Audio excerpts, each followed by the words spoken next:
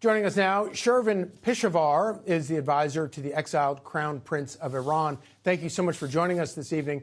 Thanks for having me. First of all, just tell me this. Who do you think is in charge of Iran right now? Well, thanks to President Trump's absolute bravery and courage in taking on this regime, I call it the new Trump doctrine that our moral security presages our physical security. What President Trump is doing is he's preempting our national security ahead of these threats. If you imagine the Iranian regime attacked, 14 nations in retaliation last week, in the very first week, and everyone in the Middle East was shocked that this happened. They thought they were, friendly with this evil regime.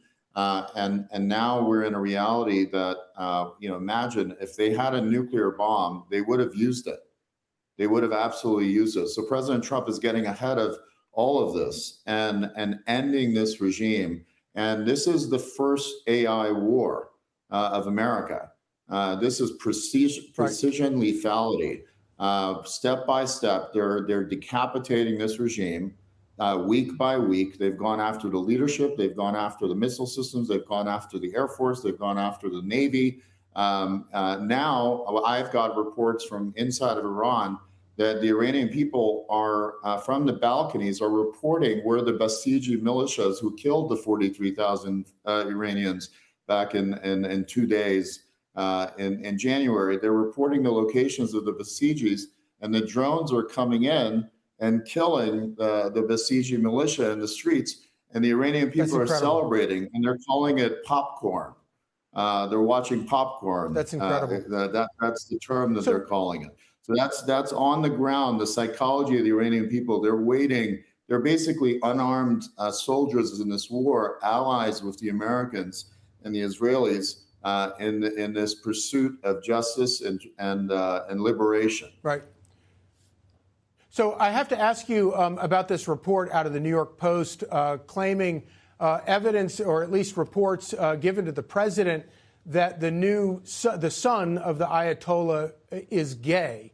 Is that a report you've ever heard before? And is that something that people in Iran are talking about? There are rumors that his father, the Ayatollah supreme leader, was also gay.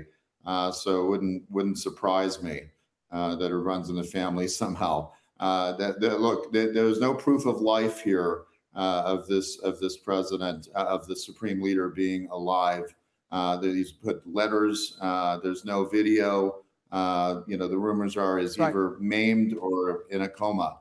But that's just symbolic of what this regime does. They have a practice called taqiyya, which is the Shia Muslim practice of lying strategically. And they're extremely good at lying. They've been lying for 47 years. They're very good at that. And terror to stay in power. Indeed. Shervin Pishevar, thank you so much. Be sure to like and subscribe for all the Fox News latest on YouTube, and catch full shows streaming now on Fox One.